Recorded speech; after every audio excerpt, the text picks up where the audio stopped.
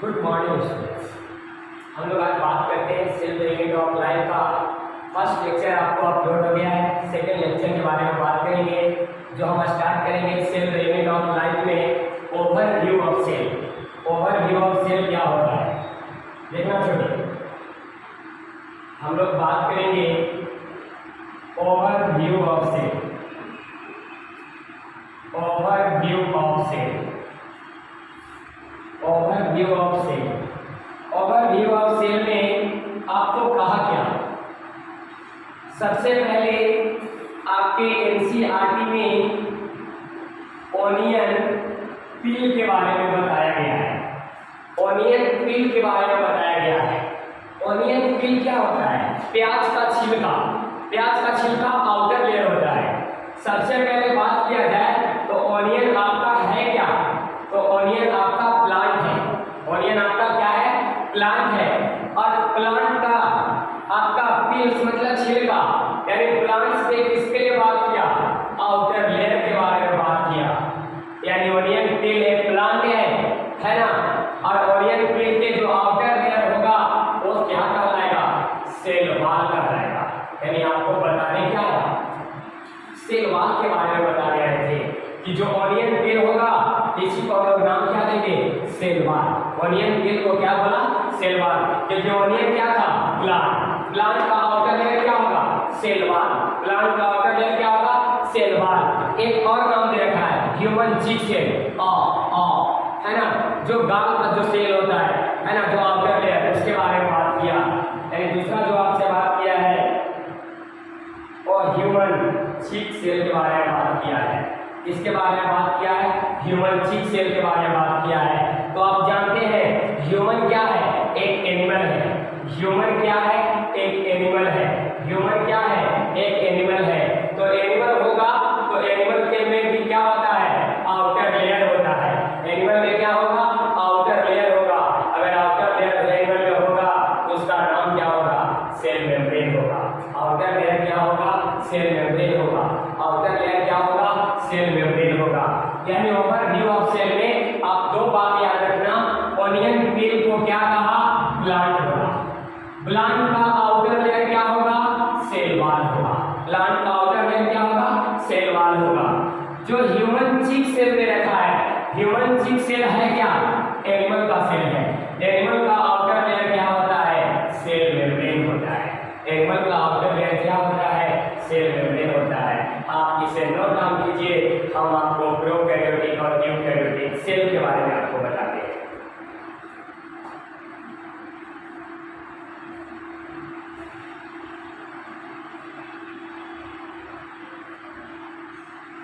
आपने इसे note down कर लिया होगा। हम आपको बता रहे हैं प्रोकैरियोटिक सेल के बारे में और एक यूकैरियोटिक सेल के बारे में। एक प्रोकैरियोटिक सेल के बारे में और एक हम आपको बता रहे हैं यूकैरियोटिक सेल के बारे में। ध्यान देना छोटे, हम आपको एक तरफ डायग्राम बना रहे हैं और एक तरफ आपको स्टेटमेंट बता देंगे। ध्यान से समझना। सबसे पहले तो हेडिंग दे देना eukaryotic cell. Eukaryotic cell, prokaryotic cell और यूकैरियोटिक सेल को डिवाइड किया गया है न्यूक्लियस के बेस पर।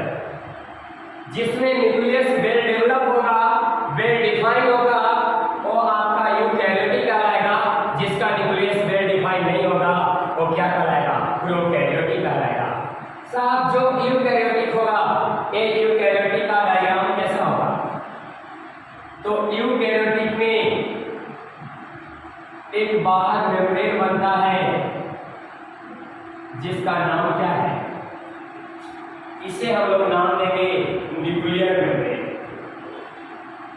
इसे हम लोग नाम क्या देंगे? Nuclear membrane. इसे नाम क्या देंगे? Nuclear membrane. कहा न्यूक्लियर मेम्ब्रेन के अगर अंदर में चलेंगे तो और क्या मिलेगा? एक राउंड स्ट्रक्चर होगा जिसे बोलेंगे न्यूक्लियोलस। न्यूक्लियर मेम्ब्रेन के अंदर में क्या मिल जाएगा आपको? न्यूक्लियोलस मिल जाएगा। न्यूक्लियोलस आपको आगे चलकर पढ़ाएंगे, अभी आपको बेसिक फंडामेंटल पढ़ा रहे हैं। न्यूक्लियोलस आगे चलकर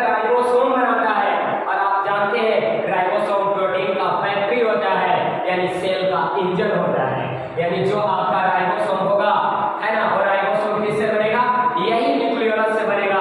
जो न्यूक्लियर मेम्ब्रेन के कहाँ होता है? अंदर होता है। न्यूक्लियस के कहाँ होता है? अंदर होता है। यानी ये पूरा स्ट्रक्चर न्यूक्लियस का है ना। न्यूक्लियस का एक मेम्ब्रेन लिए है, इसके नाम क्या दिया? न्यूक्लियर मेम्ब्रेन दिया। इस न्यूक्लियस के स्ट्रक्चर के अंदर एक आपको क्या मिल जाएगा? एक आपको सिंगल डबल स्ट्रैंड डीएनए मिल जाएगा। एक सिंगल डबल स्ट्रैंड क्या मिल जाएगा? डीएनए मिल जाएगा। यानी ये आपका इसका स्ट्रक्चर है, डीएनए का स्ट्रक्चर है। डीएनए एक ही लाइन से रिप्रेजेंट हो रहा है। आपने 9th 10th के मैथमेटिक्स में पढ़ा होगा कि एक ही लाइन पर अगर रिप्रेजेंट किया जा रहा है नंबर, यानी वो लीनियर होगा। इसलिए डीएनए भी कैसा होगा? लीनियर होगा। ये डीएनए कैसा होगा? लीनियर होगा। अगर हम बात किया जाए तो ये डीएनए कैसा होगा? लीनियर होगा। अगर और बात किया जाए तो इस डीएनए पर दो प्रोटीन मिलेंगे। एक प्रोटीन का नाम होगा नॉन हिस्टोन और एक का नाम होगा हिस्टोन प्रोटीन। एक प्रोटीन का नाम होगा नॉन हिस्टोन प्रोटीन, एक का नाम होगा नॉन हिस्टोन प्रोटीन और एक का नाम होगा हिस्टोन प्रोटीन। एक का नाम होगा हिस्टोन प्रोटीन। यानी हमने आपसे यूकैरियोटिक के सेल में क्या कहा कि एक न्यूक्लियर मेम्ब्रेन होगा, उसके अंदर में क्या होगा? न्यूक्लियोलस होगा। उसके अंदर में आपको क्या मिल जाएगा? डीएनए। डीएनए कैसा होता है? लीनियर होता है। कहा डीएनए पर दो प्रोटीन मिलेगा, एक का नाम नॉन हिस्टोन प्रोटीन और एक का नाम क्या होगा? Histone protein. पहला हम आपको स्टेटमेंट लिखने जा रहे हैं। फर्स्ट स्टेटमेंट के बारे में ध्यान से जिक्र करना। क्या आपको न्यूक्लियर मेम्ब्रेन, इस स्ट्रक्चर में न्यूक्लियर मेम्ब्रेन आपका क्या है? प्रेजेंट है। न्यूक्लियर मेम्ब्रेन क्या है? प्रेजेंट है। दूसरे स्टेटमेंट में अगर लिखा जाए तो आपको न्यूक्लियोलस और क्या? हिस्टोन प्रोटीन और क्या? Non histone protein. Non histone protein ये सब क्या है? आपका प्रेजेंट है। आपका न्यूक्लियोलस है ना, नॉन हिस्टोन प्रोटीन है ना, और आपका क्या है? हिस्टोन प्रोटीन है। और फ्यू आरएनए, कुछ आरएनए मिलेंगे, उसके लिए बाद में बात करेंगे आपसे। देखो तो जो डीएनए है, ये डीएनए कवर किससे है? न्यूक्लियर मेम्ब्रेन से। ये डीएनए किससे ढका हुआ है? न्यूक्लियर मेम्ब्रेन से। डीएनए किससे ढका हुआ है? न्यूक्लियर मेम्ब्रेन से। यानी हम लोग बात करें तो DNA covered by nuclear membrane. DNA किससे कवर होगा? न्यूक्लियर मेम्ब्रेन से कवर होगा। अगर और बात किया जाए तो आपको यहां मिला क्या? एक हिस्टोन मिला है, हिस्टोन प्रोटीन मिला, प्लस क्या मिला आपको? एक मिला है नॉन हिस्टोन प्रोटीन मिला है। दोनों का पीएच वैल्यू याद रखना। जैसे जो हिस्टोन होगा वो बेसिक होता है, यानी पीएच वैल्यू 7 से ज्यादा होता है। जो नॉन हिस्टोन होगा ये आपका एसिडिक होगा, यानी पीएच वैल्यू 7 से क्या होगा? कम होगा। अगर आपसे बात किया जाए कि बताओ आपको क्या मिला? आपको मिल गया हिस्टोन प्रोटीन, आपको मिल क्या गया? हिस्टोन प्रोटीन मिल गया, plus non histone protein, plus और क्या मिल गया आपको? डीएनए, प्लस फ्यू थोड़ा सा क्या मिल जाएंगे? आरएनए मिल जाएंगे। यानी कहेंगे histone protein, non histone protein, DNA plus क्या? आरएनए। इससे इसके बराबर क्या कहलाता है? 1 क्रोमोसोम्स। 1 क्रोमोसोम्स क्या बोलेंगे? 1 क्रोमोसोम। कि एक क्रोमोसोम्स बराबर क्या होगा, आपका हिस्टोन प्रोटीन हो जाएगा, नॉन हिस्टोन प्रोटीन होगा प्लस डीएनए और क्या आरएनए बराबर क्या बोलेंगे, एक क्रोमोसोम्स बोलेंगे, बराबर क्या बोलेंगे, एक क्रोमोसोम्स बोलेंगे। यानी पूरा स्टेटमेंट याद रखना है यूकैरियोटिक में कि यूकैरियोटिक में एक न्यूक्लियर मेम्ब्रेन होता है, न्यूक्लियस के बाहर क्या होगा, न्यूक्लियस मेम्ब्रेन होगा, एक क्या होगा न्यूक्लियस के अंदर, न्यूक्लियोलस होगा, न्यूक्लियस के अंदर क्या होगा, एक डबल स्ट्रैंड डीएनए होगा, डीएनए एक ही लाइन से है, कैसा होगा, लीनियर होगा, डीएनए पर दो प्रोटीन मिलेगा, एक का नाम नॉन हिस्टोन प्रोटीन, एक का नाम हिस्टोन प्रोटीन। हमने कहा स्टेटमेंट में न्यूक्लियर मेम्ब्रेन क्या होगा, protein, nucleolus histone protein, non histone protein क्या होगा, प्रेजेंट। अगर बात किया जाए तो डीएनए कवर होता है किससे, न्यूक्लियर मेम्ब्रेन से। आपको मिला डीएनए पर histone protein, non histone protein, histone कैसा, बेसिक, नॉन हिस्टोन कैसा, एसिडिक। बात करें एक क्रोमोसोम्स बराबर क्या होगा, histone protein, non histone protein, DNA RNA बराबर 1 क्रोमोसोम्स। और याद रखना यूकैरियोटिक का सेल है, यानी यहाँ आपको न्यूक्लियस क्या होगा, प्रेजेंट होगा, न्यूक्लियस कैसा होगा, प्रेजेंट होगा। प्रोकैरियोटिक में न्यूक्लियस नहीं होगा, प्रोकैरियोटिक में न्यूक्लियस नहीं होगा, प्रोकैरियोटिक में न्यूक्लियर मेम्ब्रेन नहीं होगा, प्रोकैरियोटिक में डीएनए लीनियर नहीं होगा, यानी प्रोकैरियोटिक में डीएनए कैसा होगा, सर्कुलर होगा, कैसा होगा, सर्कुलर होगा। आप इसे नोट डाउन कर लो, हम इसके आगे की कहानी आपको बताते हैं।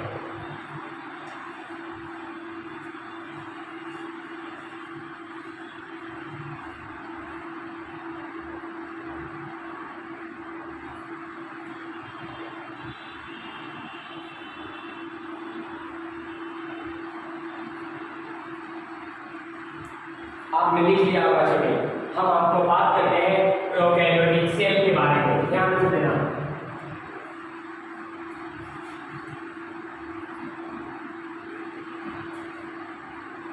बात करेंगे आपसे प्रोकैरियोटिक सेल के बारे में।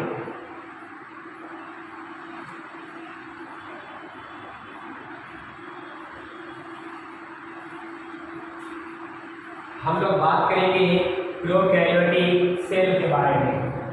अगर बात किया जाए prokaryotic cell, prokaryotic cell, prokaryotic के सेल में क्या होगा, ध्यान से देखिएगा। प्रोकैरियोटिक के सेल में आपको न्यूक्लियर मेम्ब्रेन नहीं मिलेगा,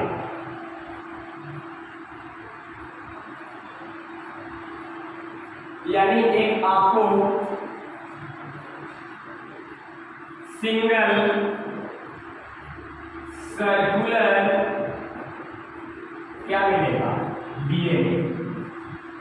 और यहाँ डीएनए के पास क्या मिलेगा, नॉन हिस्टोन प्रोटीन, और क्या मिलेगा, फ्यू आरएनए, यानी कुछ आपको क्या मिलेगा, आरएनए मिलेगा। और यहाँ पे आपको प्रेजेंट कोई भी चीज नहीं रहेगी। क्या आपको यहाँ न्यूक्लियोलस मिला, नहीं, न्यूक्लियर मेम्ब्रेन मिला, नहीं, क्या हिस्टोन प्रोटीन मिला, नहीं, क्या आपका न्यूक्लियस है, नहीं। तो हम लोग पहला स्टेटमेंट में बात क्या करेंगे, आपका प्रोकैरियोटिक के सेल में न्यूक्लियस क्या होगा, एब्सेंट होगा, न्यूक्लियस क्या होगा, एब्सेंट होगा। अगर बात किया जाए तो आपका जो न्यूक्लियर मेम्ब्रेन होगा, जो आपका न्यूक्लियर मेम्ब्रेन होगा, ये भी क्या रहेगा, एब्सेंट रहेगा।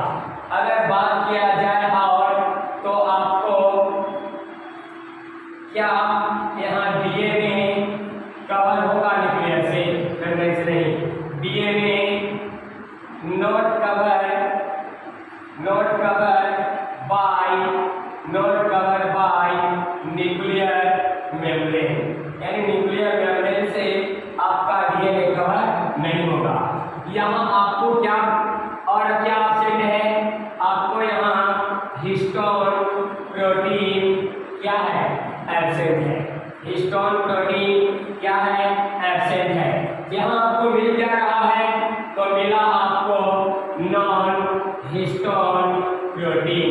जो नॉन हिस्टोन प्रोटीन मिला है इसे याद करना कि जो आपका जो यूकैरियोटिक सेल था, यूकैरियोटिक जो सेल था, इसके पीछे बताया जो आपका यूकैरियोटिक सेल होगा, उस यूकैरियोटिक सेल में जो नॉन हिस्टोन प्रोटीन होगा वो नॉन हिस्टोन प्रोटीन कैसा होगा?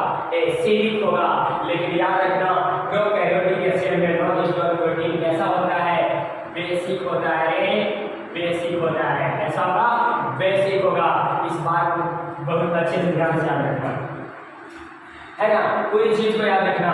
हमने तुझे बताया यूकैरियोटिक और प्रोकैरियोटिक। यूकैरियोटिक में न्यूक्लियस होता है, प्रोकैरियोटिक में न्यूक्लियस नहीं होता। यूकैरियोटिक में न्यूक्लियर मेम्ब्रेन था लेकिन प्रोकैरियोटिक में न्यूक्लियर मेम्ब्रेन नहीं है। अगर बात करें यूकैरियोटिक में डीएनए कवर था न्यूक्लियर मेम्ब्रेन से, लेकिन प्रोकैरियोटिक में डीएनए कवर नहीं है। किससे? न्यूक्लियर मेम्ब्रेन से।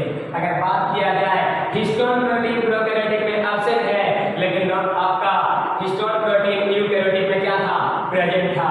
नॉन हिस्टोन प्रोटीन प्रोकैरियोटिक में नेचर कैसा है? बेसिक है। लेकिन यूकैरियोटिक में हिस्टोन प्रोटीन का नेचर कैसा था? एसिडिक था। कैसा था? एसिडिक था। अगर बात किया जाए यहाँ आपका न्यूक्लियस नहीं मिला, वहाँ न्यूक्लियस है, वहाँ आपको डीएनए मिले। डीएनए वहाँ का लीनियर था, यहाँ डीएनए कैसा है? सर्कुलर है। वहाँ कैसा था? लीनियर। प्रोकैरियोटिक में कैसा? सर्कुलर। यहाँ तक आप बात कर ये है ना, यहाँ पर इसे नोट डाउन कर लीजिए। पहले डायग्राम बना लीजिएगा और डायग्राम के बाद ये अपना स्टेटमेंट लिख लीजिएगा, है ना। जितने भी क्वेश्चन होंगे सारे बन जाएंगे। Note down.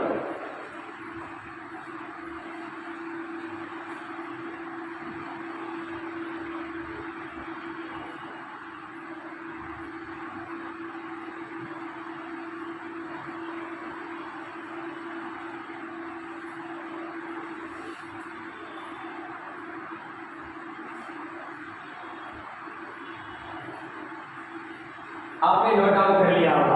देखिए यहाँ के बाद कुछ बेसिक फंडामेंटल और पढ़िए।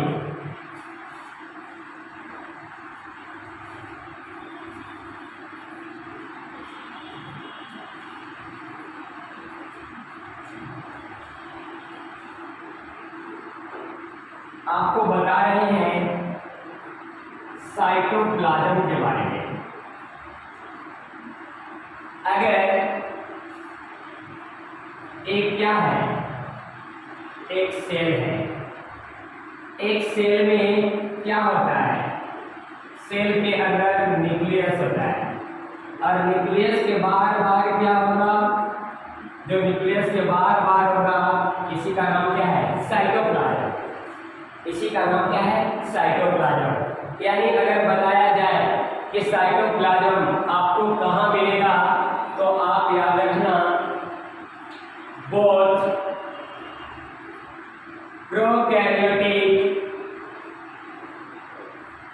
and eukaryotic cell.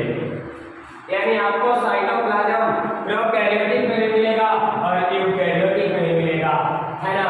ये आपका जो साइटोप्लाज्म होता है वो एक लिक्विड है ना। इसे फ्लूइड कहते हैं। फ्लूइड को हिंदी में तरल बोलते हैं। यानी आधा लिक्विड होता है, आधा सॉलिड होता है सेल में, है ना। जो लिक्विड पार्ट होता है वो साइटोप्लाज्म होता है। इसलिए आपको साइटोप्लाज्म का एक नाम दिया है सेमी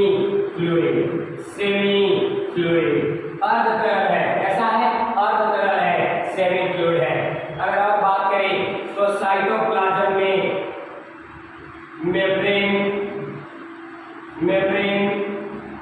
मेम्ब्रेन इससे पहले एक और बात कर लो। साइटोप्लाज्म जो होगा आपका वो सेलुलर एक्टिविटी करेगा। साइटोप्लाज्म जिस सेल में होगा वहाँ क्या करेगा? सेलुलर एक्टिविटी करेगा। यानी ये क्या करेगा? डीएनए से मैसेंजर आरएनए बनाएगा और मैसेंजर आरएनए प्रोटीन का सिंथेसिस करेगा। डीएनए से मैसेंजर आरएनए बनाएगा और मैसेंजर आरएनए प्रोटीन का सिंथेसिस करेगा। इसलिए कहें कि साइटोप्लाज्म जिस सेल में होगा वहाँ क्या होगा? सेलुलर एक्टिविटी होगा। क्या होगा? सेलुलर एक्टिविटी होगा। सेल काम करेगा। आगे बात किया जाए तो हम आपसे बताना चाहे कि यहाँ जो आपको मिलेगा वो मेम्ब्रेन बॉन्ड ऑर्गेनेल्स मिलेंगे। जिस मेम्ब्रेन बॉन्ड ऑर्गेनेल्स का नाम होगा उसके बारे में आपको बताते हैं। किसी के मेम्ब्रेन किसी ऑर्गेनेल्स यानी किसी अंग जो होगा उसके दो मेम्ब्रेन होंगे, किसी का एक होगा, किसी का एक भी नहीं होगा। जैसे बात करें, आपने नाम सुना होगा माइटोकॉन्ड्रिया, आपने नाम सुना होगा क्लोरोप्लास्ट, आपने नाम सुना होगा न्यूक्लियस। इस सब के कितने मेम्ब्रेन होते हैं? दो मेम्ब्रेन होते हैं। ये सब के कितने मेम्ब्रेन होंगे? दो मेम्ब्रेन होंगे। लेकिन एक नाम और सुना होगा ईआर का मतलब एंडोप्लाज्मिक रेटिकुलम, और एक नाम और सुना होगा गोल्जी बॉडी, जिसे हिंदी में से गोल्जी काय कहते हैं। एक और नाम सुना होगा लाइसोसोम, आत्महत्या की थैली। एक आपका आएगा जिसका नाम होगा वैक्यूल। क्या नाम होगा? वैक्यूल का मतलब खाली जगह, है ना। इस सबके कितने मेम्ब्रेन होंगे? एक मेम्ब्रेन होंगे। सबके कितने मेम्ब्रेन होंगे? एक मेम्ब्रेन होंगे। अगर एक पूरी चीज बोले कि एब्सेंट कहाँ होगा और प्रेजेंट कहाँ होगा, तो याद रखना एब्सेंट होगा यूकैरियोटिक सेल में। एब्सेंट कहाँ होगा? यूकैरियोटिक सेल में। और अगर प्रेजेंट की बात करें तो प्रेजेंट कहाँ होगा? सॉरी, गलती हो गया। जो एब्सेंट होगा वो होगा प्रोकैरियोटिक सेल में, और जो आपका प्रेजेंट होगा वो कहाँ होगा? याद रखना यूकैरियोटिक सेल में। माइटोकॉन्ड्रिया, क्लोरोप्लास्ट, न्यूक्लियस में दो membrane, endoplasmic reticulum, Golgi body, lysosome और वैक्यूल में कितना मेम्ब्रेन? एक। ये सब एब्सेंट कहाँ? प्रोकैरियोटिक सेल, बताया अभी आपको, है ना। और सब प्रेजेंट कहाँ? Eukaryotic cell. एक चीज और बात को याद रखना, आगे जाओगे तो एक मिलेगा आपको राइबोसोम, जो प्रोटीन बनाता है। राइबोसोम कैसा होगा? मेम्ब्रेन लेस होता है। राइबोसोम कैसा होगा? मेम्ब्रेन लेस होगा, इसमें कोई मेम्ब्रेन नहीं होता। अगर राइबोसोम की अगर बात करें तो राइबोसोम दो जगह मिलते हैं। एक जगह आपको मिलेगा प्रोकैरियोटिक में और एक जगह आपको मिलेगा यूकैरियोटिक में। अगर प्रोकैरियोटिक में मिले तो याद रखना 70S मिलता है, और यूकैरियोटिक में बात करें तो 80S मिलता है। और आप याद रखो, माइटोकॉन्ड्रिया और क्लोरोप्लास्ट यूकैरियोटिक के सेल में होता है, तो इसमें 80S राइबोसोम होना चाहिए। लेकिन जो आपका माइटोकॉन्ड्रिया है और जो आपका क्या है? क्लोरोप्लास्ट है। माइटोकॉन्ड्रिया और क्लोरोप्लास्ट के अंदर कितना S राइबोसोम होते हैं? 70S राइबोसोम होते हैं। जब आपको माइटोकॉन्ड्रिया और क्लोरोप्लास्ट पढ़ाएंगे तो हम आपको आगे बताएंगे कि आखिर 70S राइबोसोम माइटोकॉन्ड्रिया और क्लोरोप्लास्ट के अंदर क्यों होते हैं, है ना। आप यहाँ तक लिख लीजिए, है ना। इसके बाद हम लोग नेक्स्ट लेक्चर में सेल साइज के बारे में बात करेंगे। प्रोकैरियोटिक में किस सेल का शेप कैसा होता है और किस सेल का साइज कितना होता है ना। स्मॉलेस्ट सेल कौन होता है, लार्जेस्ट सेल कौन होता है, उसके बारे में आपको बताएंगे। इतना आप नोट